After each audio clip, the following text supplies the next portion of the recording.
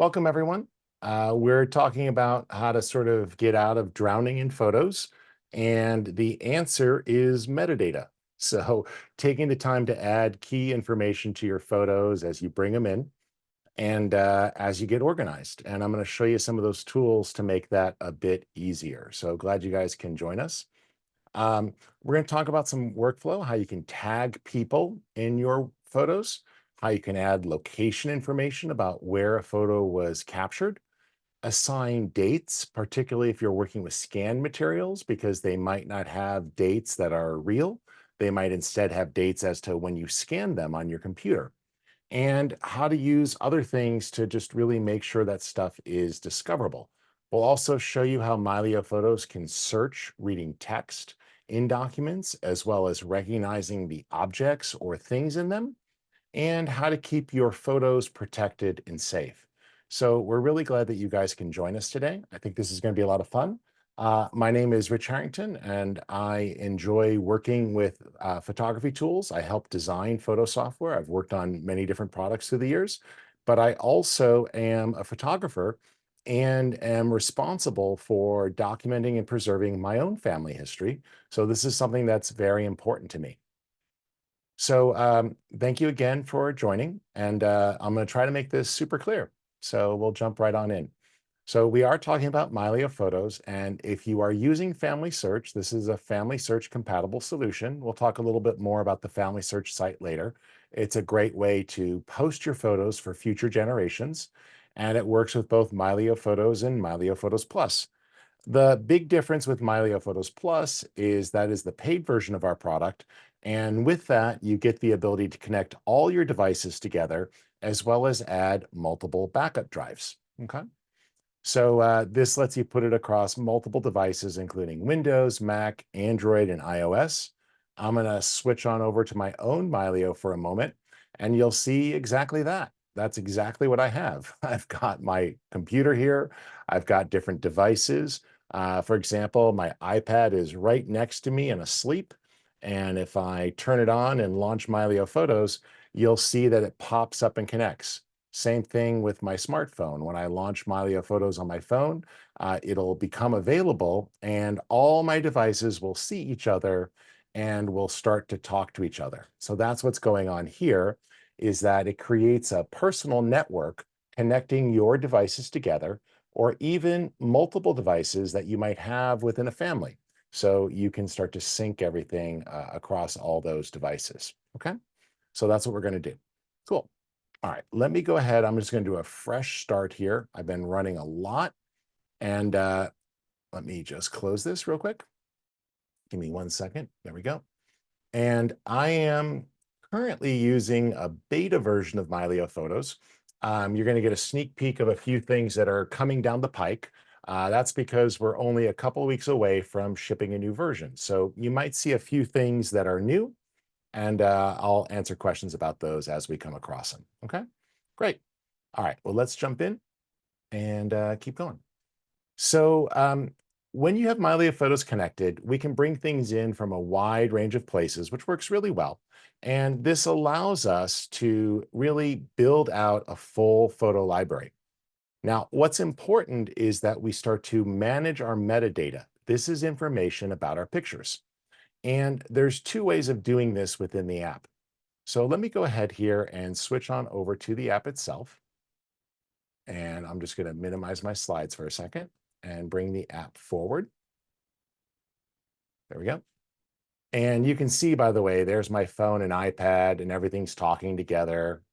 This is a computer that's turned off currently. So right now my library is perfectly in sync, except this Surface tablet needs 5 pictures, and this other computer that my colleague is logged in on needs 10 pictures. But let's go on over here to folder view. Now, my folder view looks a little different than your current folder view, but this is a user interface that we have coming, an improvement that we have coming. If you decide you want the old school style, you can go in and you can actually adjust that under your settings and device appearance. And you could decide whether or not you use the folder new style or not there. So if you turn that off, it goes to the old style. I like the new style. So just kind of makes it a little bit easier for me to know I'm working with folders. And I'm going to go in here to my scans. This is where most of my family history stuff lives. Now, one thing I like to point out is that you can assign categories to items.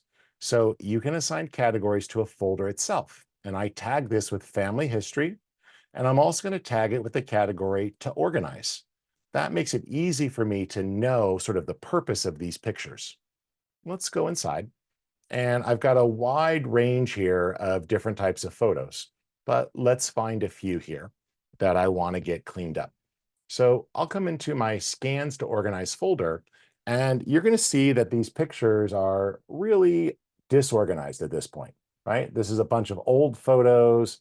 They're lacking a lot of information. I'm not sure exactly when they were taken, etc. So they're all currently set to undated. So as I go through here, I can see, a lot of pictures that I need to work with my parents to get organized on, because these are early photos from when they first got married. But here I'm getting to some pictures that I can guess when they were. This is me a long time ago. Okay. So I'm going to assign some basic information to these pictures because I can.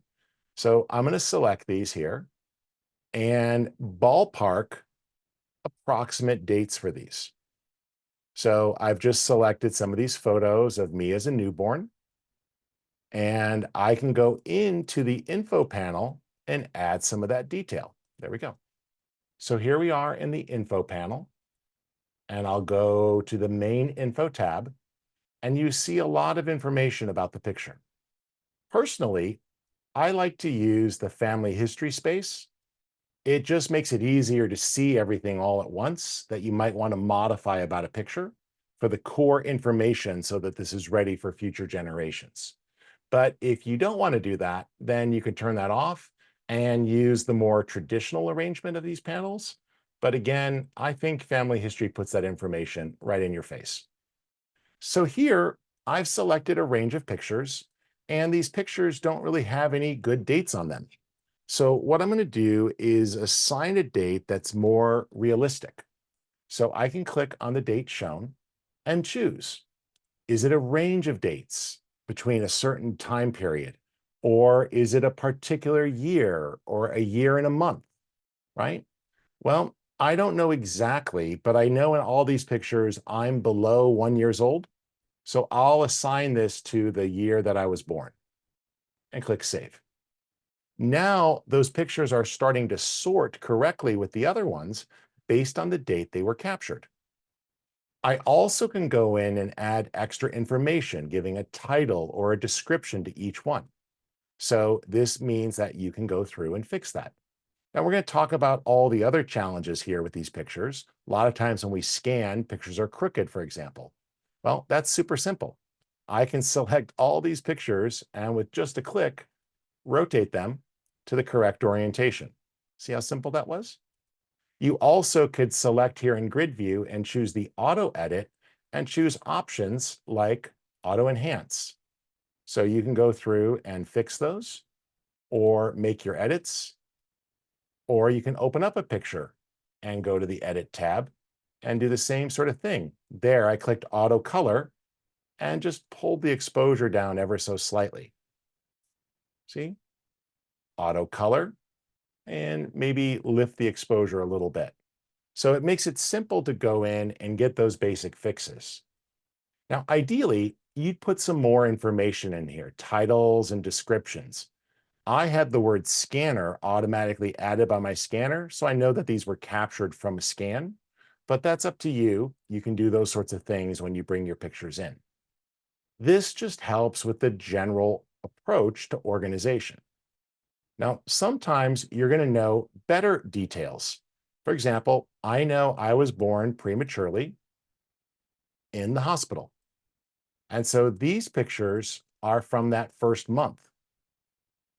So I can be more specific and say month and year and assign the date of January 1972.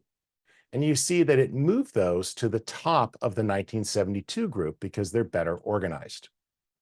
Adding dates like this is useful so that when you start to browse through your photos, they're easier to find.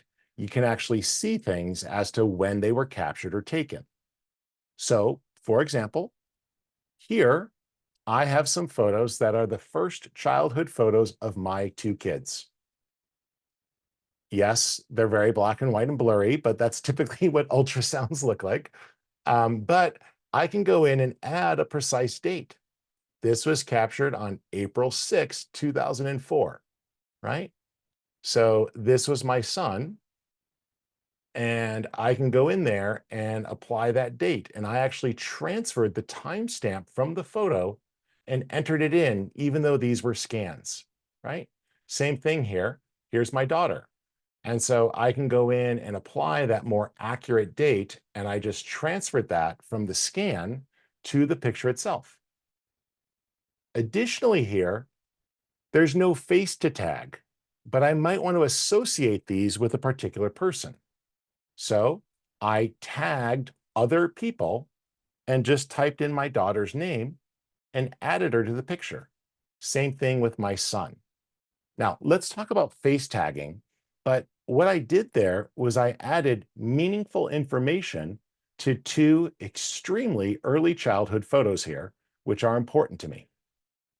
Let's talk about face tagging now. Angela, are there any questions or anything you want to throw in so far? Sorry, I need to find my unmute. No, there's nothing yet. Okay. So let's talk about face tagging. When you have pictures, Mylio Photos will start to recognize that there are faces in a photo. So when you go to the people group, normally you'll see an untagged group. And if you've started to tag people, they'll appear. If you click the Start Batch Face Tagging button, it's going to find people where it found multiple photos and say, who is this? Well, in this case, I'm not going to tag these pictures. I'm going to say ignore, ignore, ignore. I don't want to track those. But here's some other ones that it doesn't know who they are yet. Well, I can go through and just start to assign names and tag who these people are. Now, the clumping of how those pictures get clumped together is based on a sensitivity score. If for some reason you want to force that to be a little more aggressive, you can go under your advanced settings and change the proposal score. I'm going to just drop this here to 77, just a slight change. And over here under the updates, I can see that it's updating, and it's going to go ahead and rescan, and it will come back and tell me that those proposals are ready in a second. But effectively, what happened in each of these photos is I tagged a face. And invariably, Mylio Photos will start to learn who that person is. So as you go through, it'll start to recognize the people in the pictures, making it easier to find them. You can also categorize people. This is family, for example. This could be friends or personal, right? So I can go through and I can tag the category of each person to make it easier to locate certain types of pictures later. Okay, I see a few questions in the chat, so let me just take a quick look there. I see some hellos. Yep, we're good. Okay. So as we go through and we're doing that batch tagging, it will start to clump the people together and make suggestions. Or you can always go through and just manually tag the people. And every time you do, it gets a little bit smarter, and it will use that information to make it easier to batch tag in the future. So we talked about adding dates, and the information you add there are these core pieces of information. In order to make a picture fully discoverable in the future, it's suggested that you add a date, a title, a description, who's in the picture, where it was captured, and that's pretty much it. So that's what we're going to do. So we've already adjusted the date shown. That's easy enough. You can go in and add the information. In this case, I asked my parents, when was your wedding date? And I tagged all their wedding photos with the date of their marriage. Now let's do those face tags. So here we are face tagging pictures for people. and it works pretty well. When you open up a photo, it will suggest who it thinks is in a picture. So invariably, as we browse a folder of pictures, we'll come across photos that we haven't yet tagged.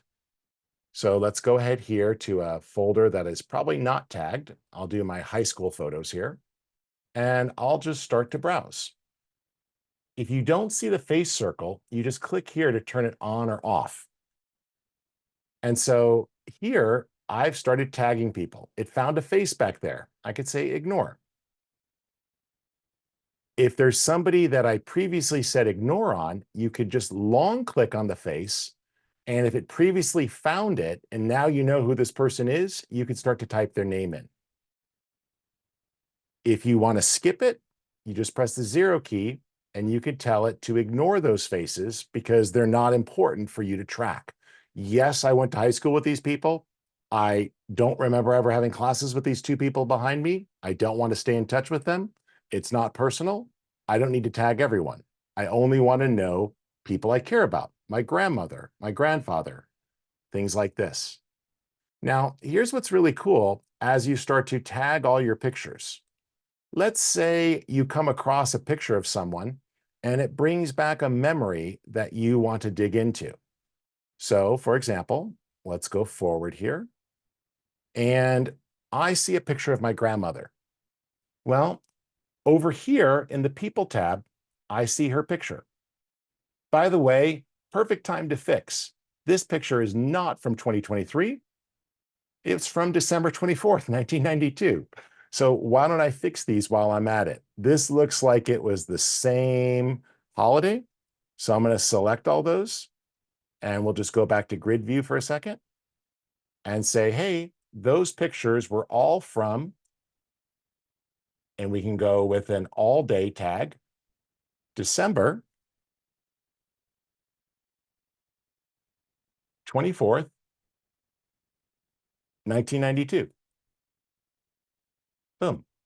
And now they sort correctly in the right sort order. See how easy that was? Here I said, oh, that was from junior prom.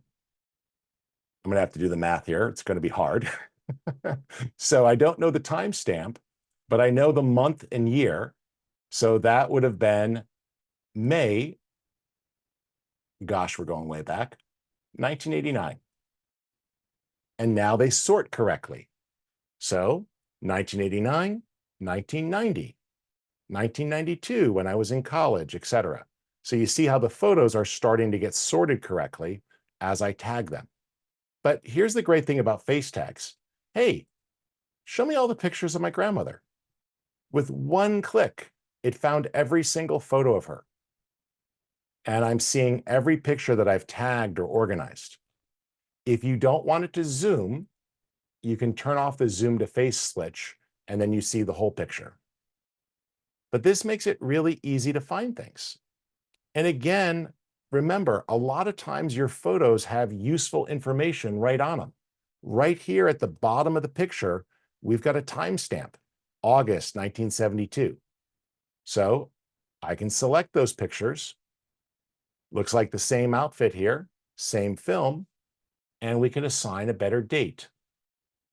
Month and year, August 1972.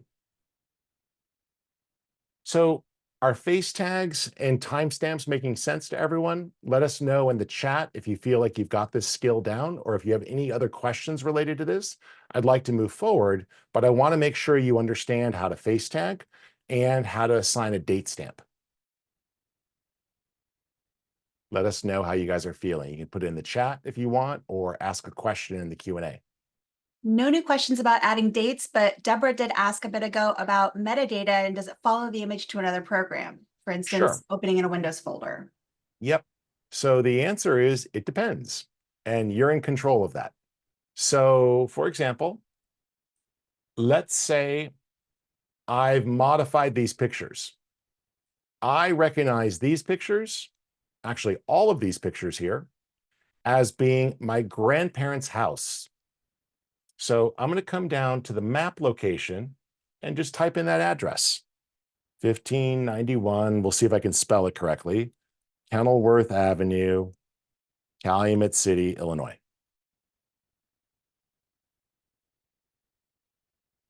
Return. So there, let's make this a little bigger. And I'll just actually zoom in on the map here.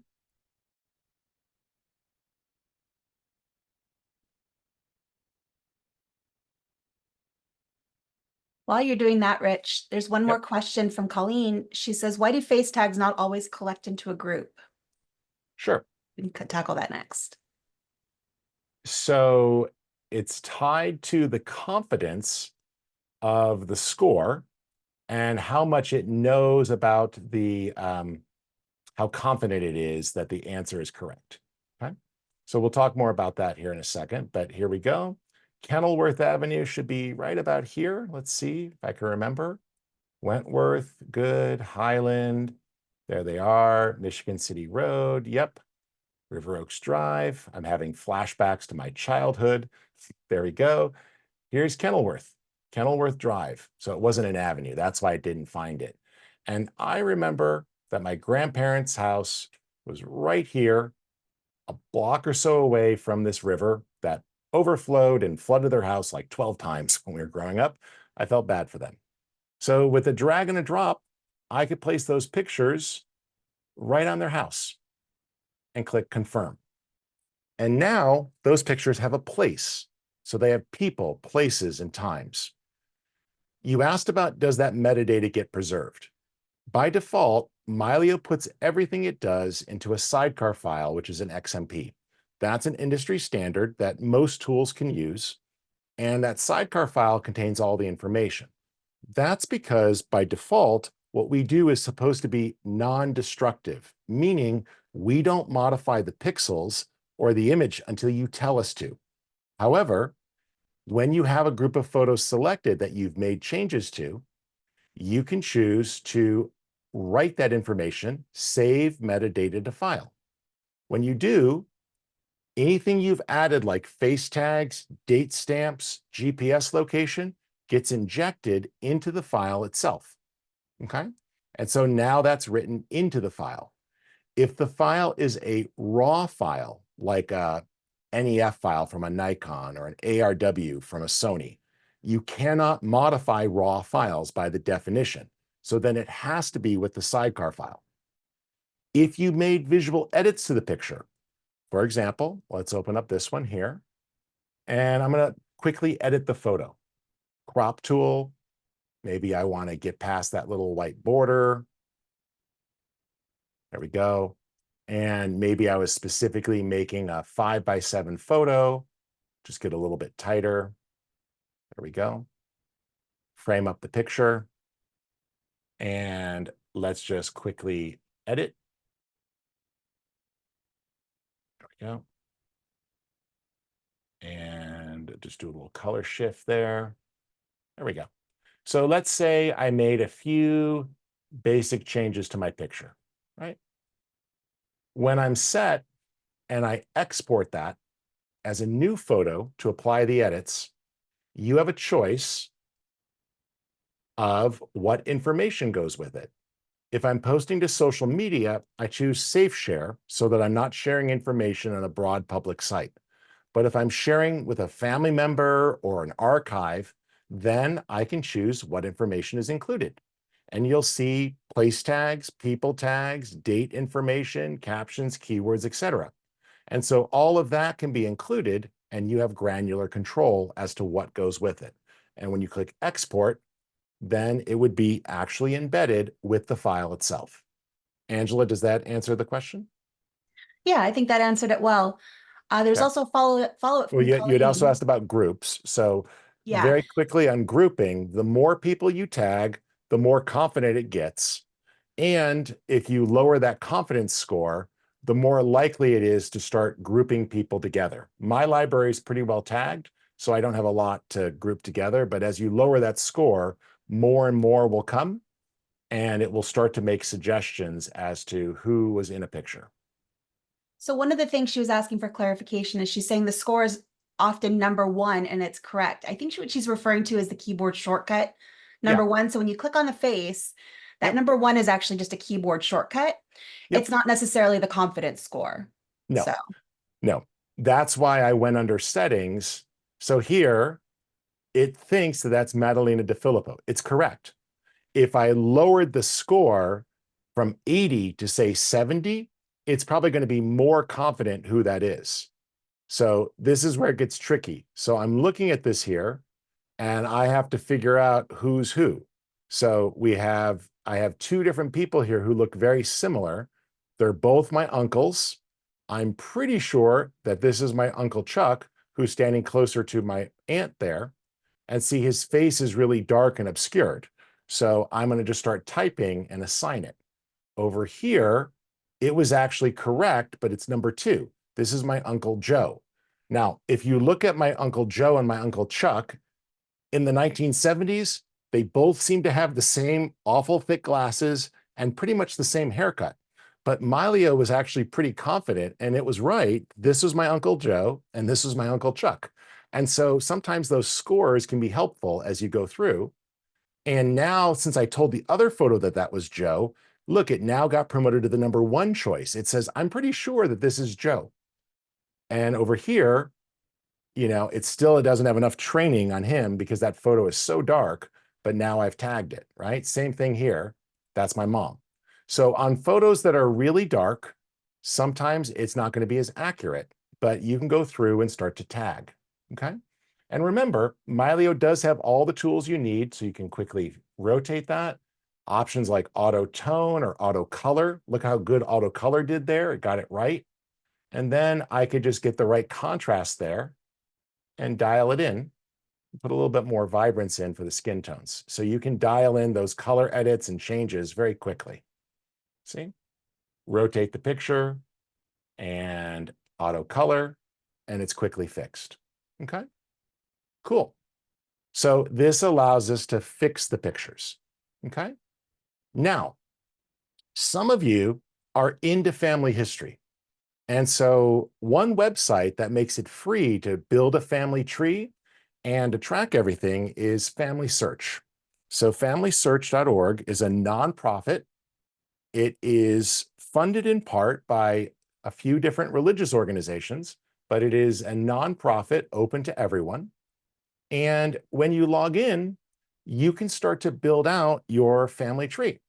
And as you do, it starts to find extra records, right? So here it found a record about one of my relatives that it's suggesting. It found some other records here of some of my extended family, which is pretty cool. So it starts to find things and make suggestions for you. But one of the things you can actually do is post a series of memories about your family members. And what's really cool when you do this is that the pictures will live on into the future. If the relative has passed, then other family members that you have not linked to can actually discover it. So, for example, here is a photo of my grandmother, myself, my uncle. My uncle passed away a couple of years ago. Well, other relatives that I may not be connected to would be able to find this picture and he would be tagged in it. However, the other people would not show up with names to protect their privacy since they're still living. So it's really quite cool. So let me show you. There it is. See? So over here in Mylio, I can actually post pictures. So let me go back to Mylio, bring it up. And so what you would do is go to your view. And here you see I've already connected my family tree. So I can say, hey, I want to take a relative here and add them. So this is my niece, Jillian. I can say choose family search contact. I have to log in. And as long as I've connected her to my family tree, it will scan my family tree and look for people. There she is. If you need to load more relatives in, click expand and it will go further out on your family tree. We don't load your entire family tree because my family tree has like 15 generations in it. And a lot of those people predate photography. So if you don't see somebody in the list, you can click expand. But I'll say, oh, this is Jillian. And now she has a family search badge. And it loaded in relationships here. Now, some of these are ones I manually added. So I'll remove the duplicates here. But you see it actually picked up on who's her sister, her mother, her father, and her grandparents. So those are the types of relations that Family Search tracks. You can manually go in and say, oh, this person is an aunt or someone else, and you can add custom relationships. But in a genealogical sense, we only track things like mother, father, daughter, son, child, if you don't want to assign a gender, etc. So family history only goes in certain directions, okay? So parallel, up a generation, down a generation. It doesn't branch to aunts and uncles and cousins, but you can do that here in Mylio if you want under the relationship section. It's really cool. Here, I also see that Mylio thinks there's some extra photos of Jillian it wants me to tag. So I can come over here and say, hey, only show me ones that are proposed. And it will come back and say, is this Jillian? Okay. So now what I can do is look at those, and I could take a look and say, I only want to see those pictures. Now, let me see here where I was. I wonder if I just hit a bug, Angela. You may have to file it. Let's I see think you here. need to switch to Show. zoom to face. Ah, thank you. And You're only welcome. show proposed. Okay. Yep. So it still seems to be showing all, though. Oh, Yeah. there it is. There In we and go. out. So it found one new picture, and I can say, yes, that's Jillian. Click. Now it's approved. So now I'll switch that back to showing all. There's all the pictures of her. That's right. You have to be on zoom to face because you can't confirm someone's picture when there's 10 people in the picture. So you have to be looking at the face to confirm it. But look, I've got photos of my niece going back in time, really far back, all the way to when she was a baby, right? So there is her life. But let's say I really want to share this picture here with all of them together. So I'm going to look for a good one because it's not often that you get this many cousins together at once. And I can click a button. Let's see if there we go. We got eyes open. And I'll say post to family search. I can add in information.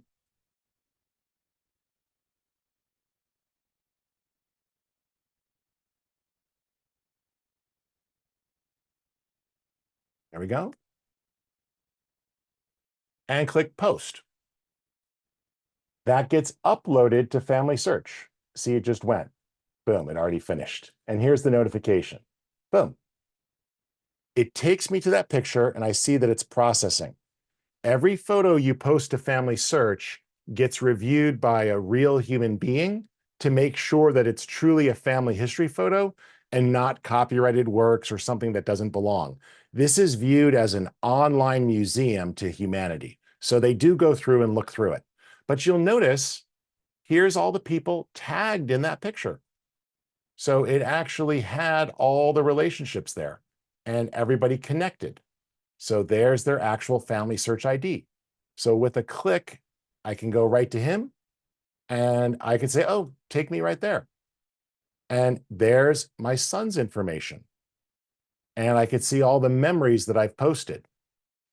And you can go through and pick out important moments from family history, like, his first day at college, moving into his dorm room, high school graduation, COVID haircut, his confirmation, our time at the World Scout Jamboree, etc. And you should go through and start to edit this information. I clearly have to go through and put in some better titles here, but that's okay. But here's what matters. Long after I'm gone, even long after he's gone, his great-grandchildren will be able to go and find his high school graduation photo. They'll see it. They'll be able to connect and find all of this stuff. It's absolutely amazing that you're preserving things for the future. So, for example, as I pivot here and go to my aunt, right? I'm going to go to her. And now look, here's a photo that I never had. This is a photo that was posted by another family member and they were tagged. And I was able to discover other relatives because there's only a couple of pictures of my grandfather. He died when they were pretty young, and the family didn't take a lot of pictures. So this lets us connect everything together and be able to find everything all there. Does that make sense? Cool. Okay. I'll let Angela respond to the other webinar chat question there, Angela. That's a great one. And yes, you can log in other family members to Mylio. Angela can give you a link. We have a feature called Spaces that makes that pretty easy. But does face There was tagging one make other sense in question geotag? Sure, in the Q&A also. I know you touched on it, and I just wanted to make sure it was clear. Ben asked, can you describe the linkage with family search? Are the photos you use in family search still private, or do you have control over the sharing? So sure. just wanted to reiterate on that a Yeah. minute. So they are not private, but the face tags are private and the names are private. So if you post a picture and someone is still living, so if I were to take this URL here and I'm going to load it into an incognito window, first off, you have to have an account. But let's say I logged in with a different account that's not associated with this picture. So now I logged in. See, I can't see that picture because no one on that picture appeared in my family tree. So I can't see that picture properly, right? But if this family tree had one of those people in it, then I would be able to see that person. So as you build out your family tree, it reconciles the ID number. So my son appears in my family tree with one ID number. My wife's family tree would have him with a different ID number. His grandparent might have a different ID number.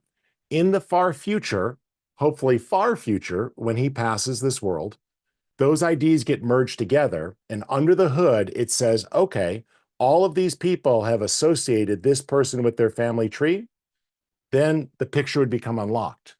But if there were people in the photo that were still living, then they wouldn't be able to see it. So the photos are semi-private is the easiest way to describe it. And only people that are in the picture that appear on your tree can you see, or that you have a tag. And if you don't have permission to see the names because they're living, then they wouldn't show up. Does that make sense, Angela? Did I address it correctly? Yeah, I think that's great. Okay. And then So, Samantha also mentioned in the chat, you can mark a photo in family search as private or public. right. So that's So good to know. if you want to promote it so that everyone could see it, then yes, you could promote it. But then people are able to see it in the future.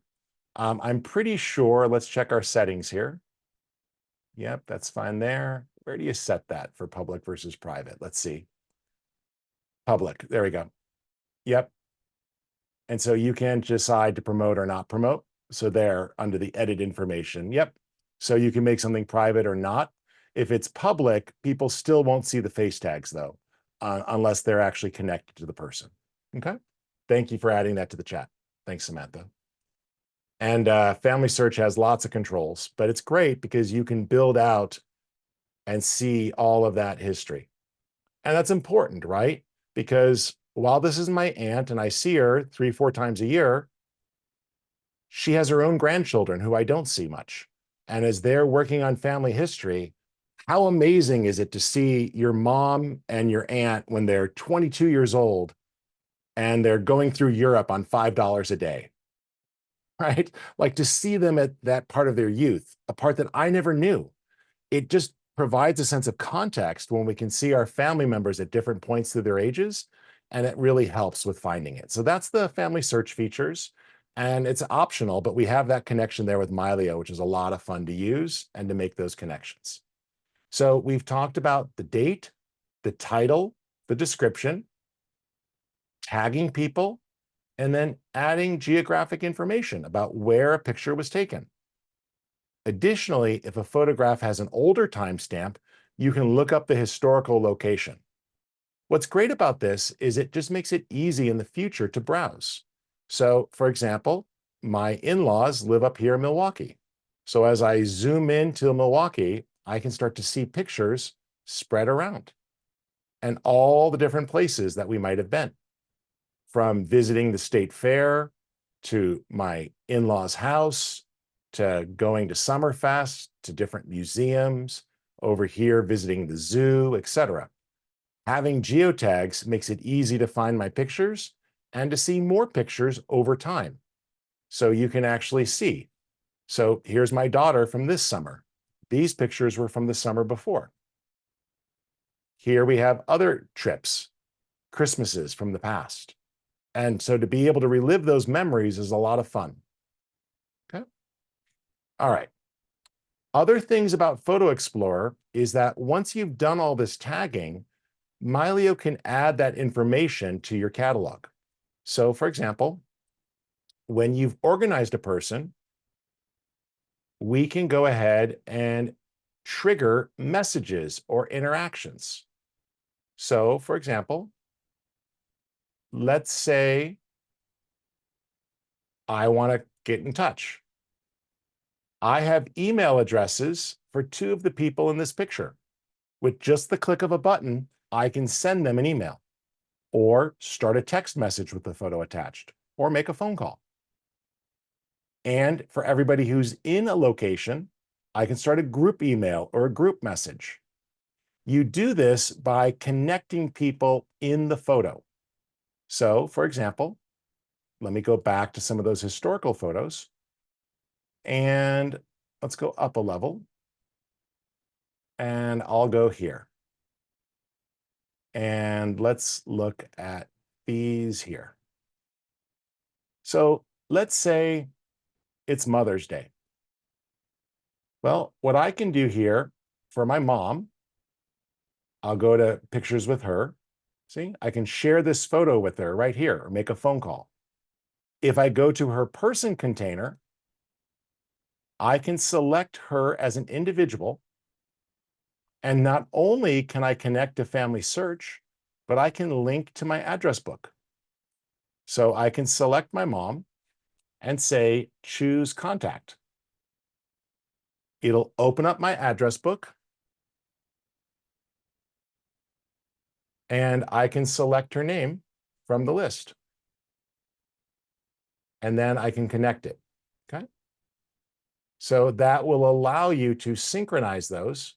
And then all of that stuff gets added, like email addresses and address, etc. So that's how you have those connections. So when you've done that, then you can trigger those messages. So for example, if it were Mother's Day, I could just click and say, hey, go ahead, PhotoExplorer, and let's start a group text message. Or let me just send that right to her. Pick her phone number, attach the picture,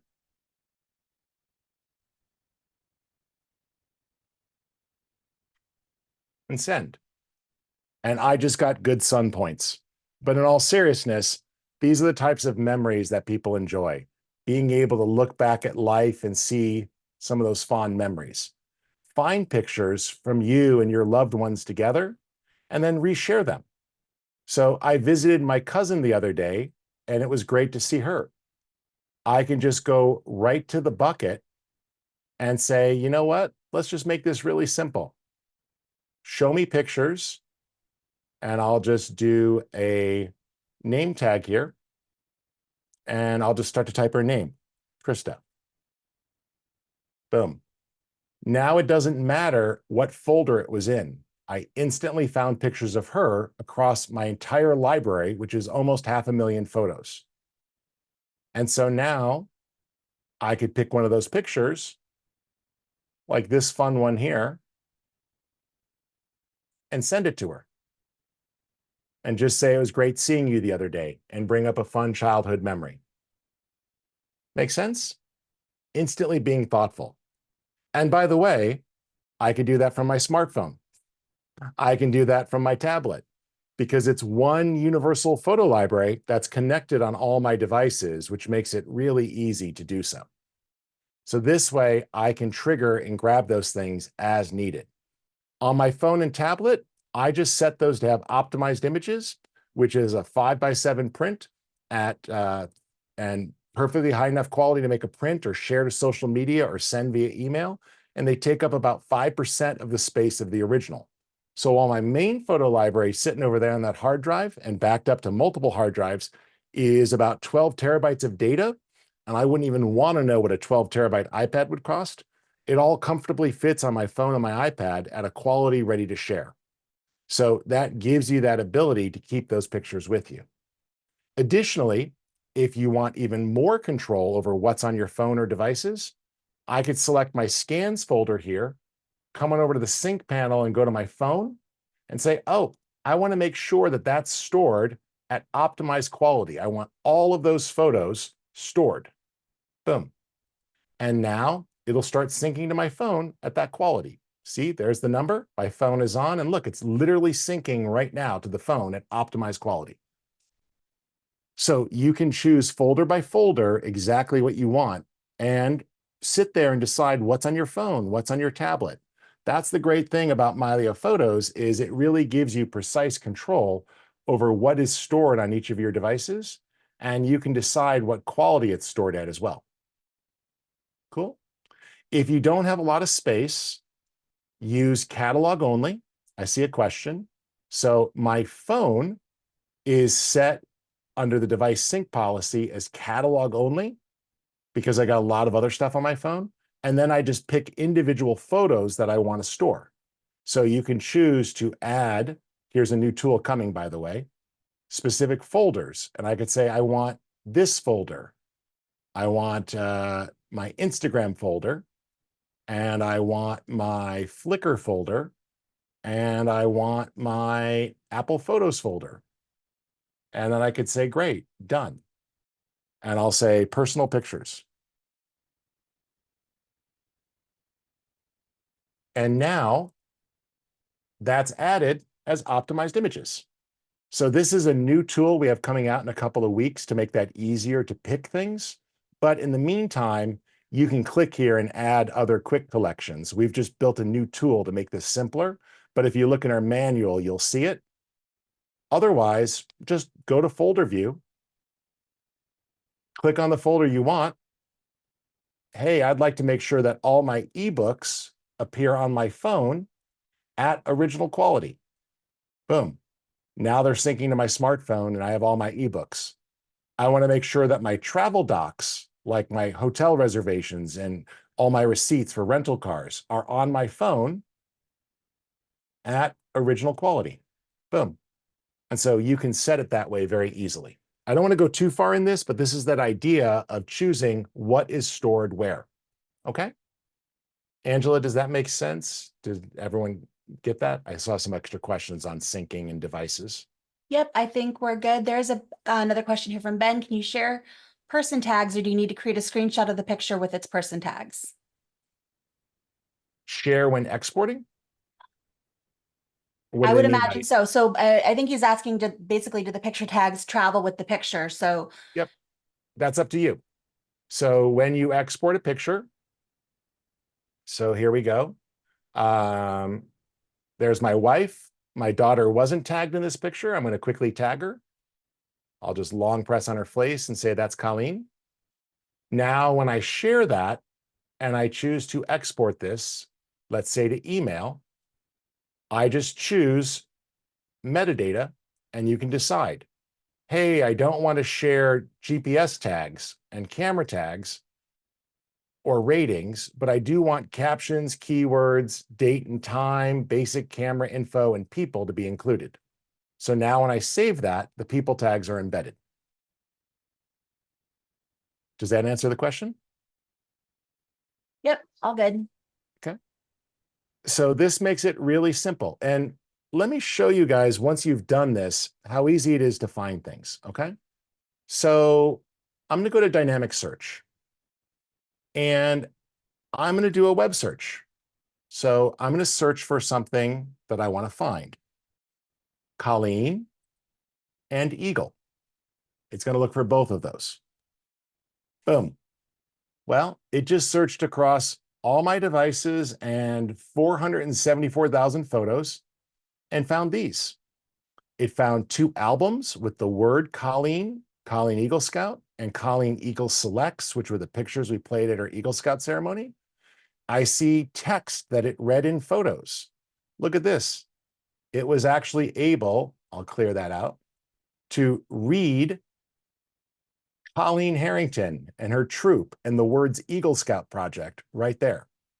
So it found her Eagle Scout project up on the shop wall for the wood shop where she built out her table at camp. So it was able to read that text.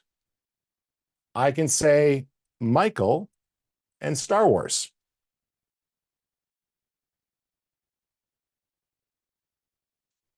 And it found photos of my son with other information. Here he was space tagged and the word Star Wars appeared on his shirt, right? Or I could do it this way and just say, hey, dynamic search, just look for Star Wars. There's a lot of Star Wars in our stuff, right? It found portraits, it found text, it found locations, right? Places we went. So here's all these places where the word Star Wars appeared. All these photos have the word Star Wars in it. Now, please show me pictures that have my daughter in it. I'll just apply a filter. There we go. So every one of these has the word Star Wars in it and has my daughter in it because we're kind of a Star Wars family.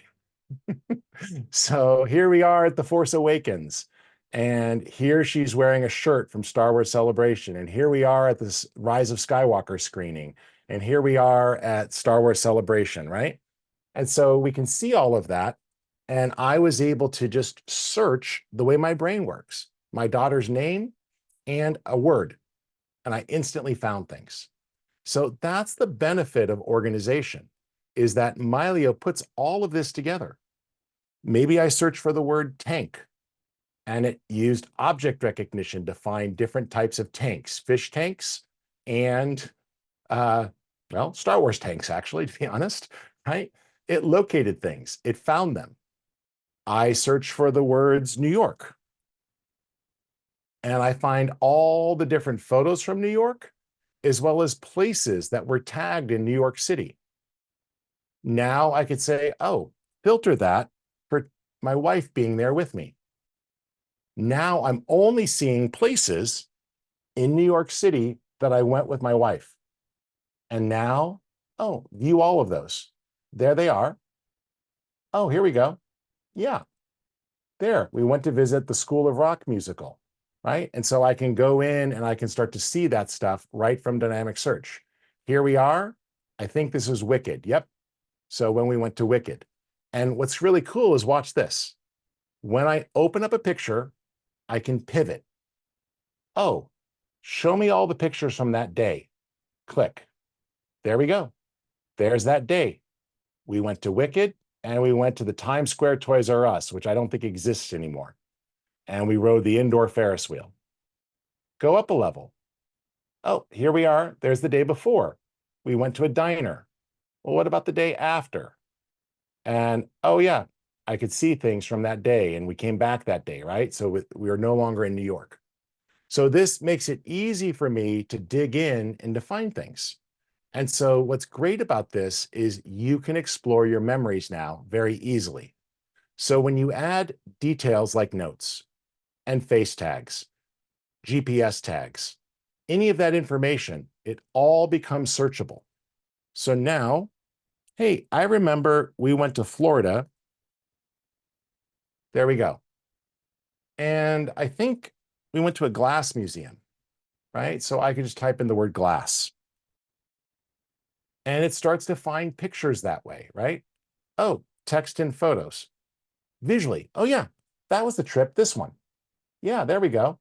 Show me everything from that day. There's the whole visit with my family to that great glass museum and everything else we did that day. We went to an escape room, we went out to lunch, and it was a fun trip. See how easy it is to find things? So you can pivot by person, by place, by date. And it just makes it simple to find those memories. And so you can dig in and very quickly explore and find what you're looking for by just drilling into the date or the pictures. Here we go. There's the trip to Universal Studios. And I find the pictures from that day. See? So it makes it really easy to locate everything and then pivot. Oh, I want to see a picture, right? So if you need to, just long click if you need to, and you can tag the face, or chances are it's already been tagged in another view. There we go. There we go. See? So a lot of fun. Okay. I think that kind of helps. Remember, guys, this is a lot of fun. Mylio Photos makes it really easy to get things organized. You just bring it all in. You could import pictures from anywhere where they're at, link to an existing hard drive. You can go ahead and connect to all these other services, pull your pictures in from Facebook or Instagram or Flickr. Or if you install our app on your mobile phone or tablet, you can then link to your mobile phone and tablet, and it will keep those in sync as well. Okay. So hopefully that makes sense. Angela, is there anything else for us to cover today? I do want to mention that we do have a great ebook on family history as well, right? Can you share that link if you have it handy?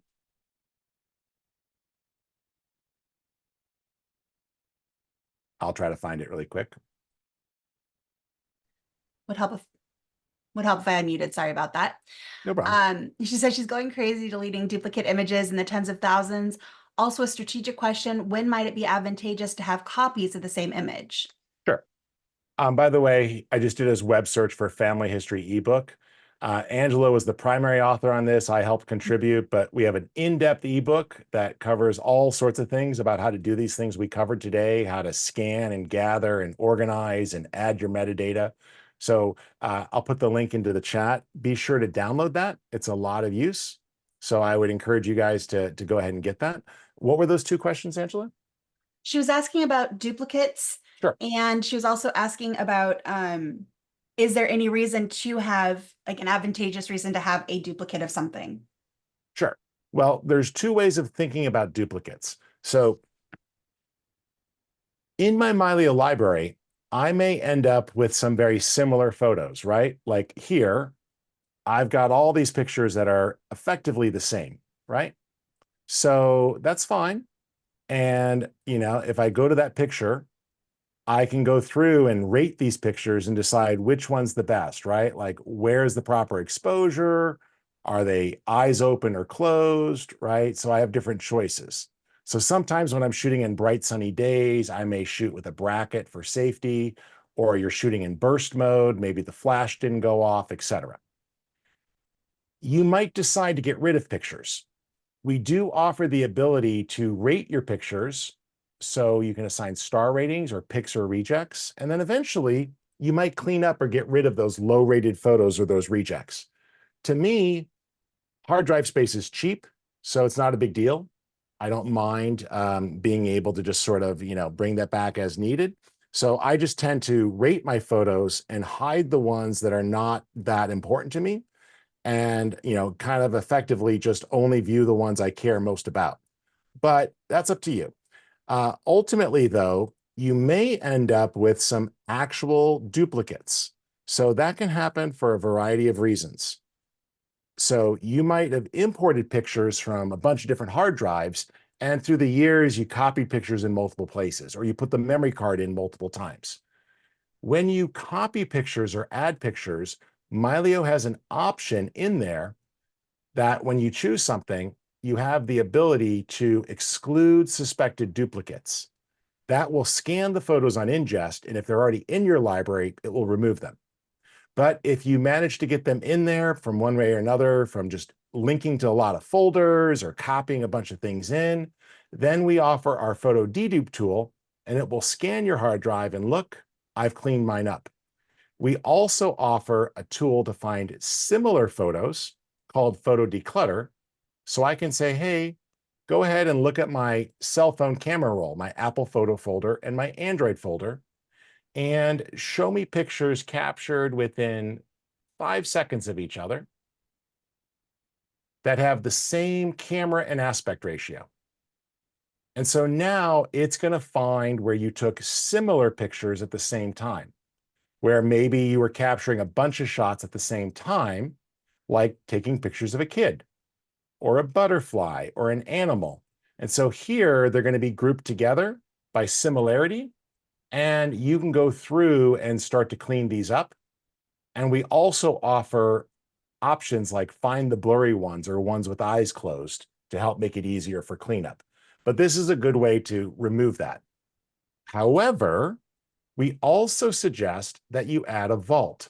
A vault is a hard drive that is big enough to hold all your pictures, and I have 4 of them. These are devices that if one of my computers was to fail or get stolen or lost or damaged, or I knocked a glass of water onto my iPad here and it fried it, I could restore the data from a vault. So a vault is a backup copy. So remember, your Mylio library is everything of all your devices added together, but then you can create a backup copy as a vault. And we have an easy way to do that. You just click Add Vault. It'll look at your library and make a suggestion on how big you should get for room to grow. Pick the drive, pick Mylio Drive Plus, which is our new cloud service that comes out in a couple of weeks, or if you have an existing cloud provider you want to use, and then you pick it, you choose it, and it will set it up, and you're good to go. If you need a hard drive, we have recommendations on which one to get. So it's pretty straightforward. Okay. So that's a backup copy. All right. Be sure to check out that ebook. And I hope you guys found this webinar helpful. Remember, it's just really wonderful to be able to have a memory and find it. That I could say Michael and water and find pictures of him. And it went through, right? Let me spell the word and correctly. There you go. Michael and water, not abd water. There we go. And look, here I've got pictures with my son in it and water. And I could instantly start to find memories from trips, and I can pivot. So when I see a great memory like this one, oh yeah, let me open that up. That was that trip to Crater Lake. And now I dropped into that memory. I didn't remember that it was August of 2015. I just remember the kids were littler. But now I'm instantly at that point in time, and I could see that whole trip to Oregon and all the things we did.